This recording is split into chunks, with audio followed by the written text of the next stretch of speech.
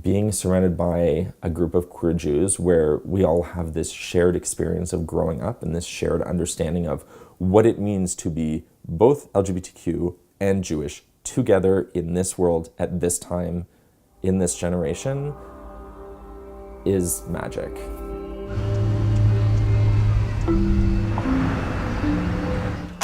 My name is Ryan Kraft. I am a 35-year-old sign language interpreter from Toronto. Judaism informs a lot of what I do and how I think. I think that when I meet other Jewish people sort of anywhere, I feel like there's a connection. That's something that I've always felt. And when I meet queer Jews, it's like an instant connection in a way that I can't really describe.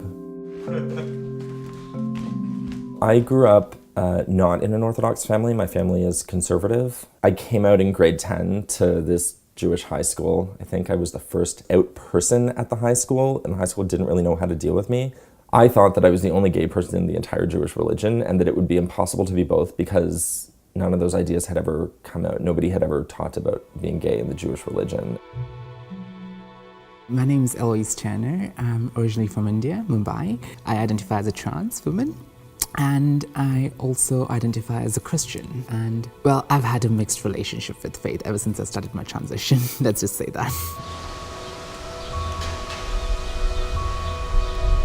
When I started my transition, I was literally banned from going to church. My mum started receiving advices from church members asking me to take to counseling, to make me see a psychiatrist. This has never happened in our church or family. No one has ever transitioned. How could you allow your son to do this? So they were like, if at all I'm transitioning and if at all I'm dressed like this, I'm not welcomed in the church and I shouldn't be allowed to come to church because there are kids, there are other people in the church who would get influenced by me and my rebellism is what they called me. There were only two options, either to transition or just not exist. So obviously I chose to survive and I chose to live and I chose to transition.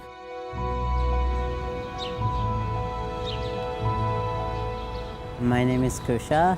I describe myself as Muslim and a transmasculine person and a refugee. When I was in Iran, Islam was used to oppress people basically, and my experience with that was so intense. Particularly because at the time I hadn't transitioned and I was still seen as a woman and I lived as a woman. So when it's forced down on you in a certain way, you kind of reject it. Because all I heard was like, being queer and being trans is not accepted. And like when I came here and I read more about different ways that people think about Islam, talking to other Muslims, and all of those things can intersect, and I can be all of that, and I can bring all of myself to those spaces. That was really important for me.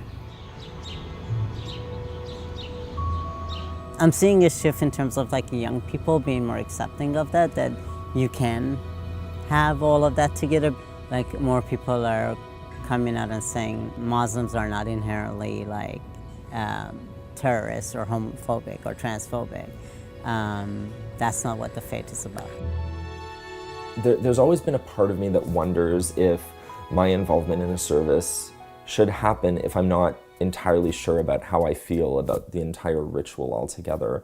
But I remember, so the first time I went to Shirley Bainu, a bunch of community members came up and I didn't have a prayer shawl on me and someone just took hers and like put it around my shoulder, and I moved to tears about that. And that kind of community that really feels like it embraces me and all of me, and not like I have to hide certain parts of myself to feel accepted in that community. That's a really rare find. And it's things like that that make me want to continue to go to Jewish services and be a part of the community and seek out those kinds of connections.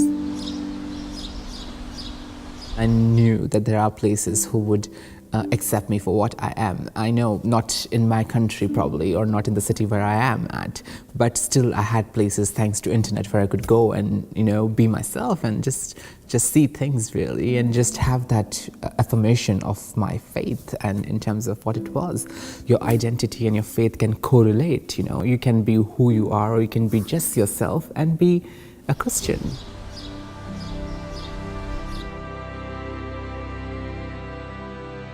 I'm lucky in that the places where I choose to spend my time are places that are open and welcoming and where I feel supported. Jesus was there, out there for everyone, really. He never discriminated against anyone, whether it was a sex worker or someone who was diseased. He saw everyone as an equal out there. I believe that Allah says that you can come with all you are. And Allah is acceptant of that. So that's the most important part. And it takes a lot of time to be able to come to terms with that. Particularly when all those things are so ingrained in you, but it's possible.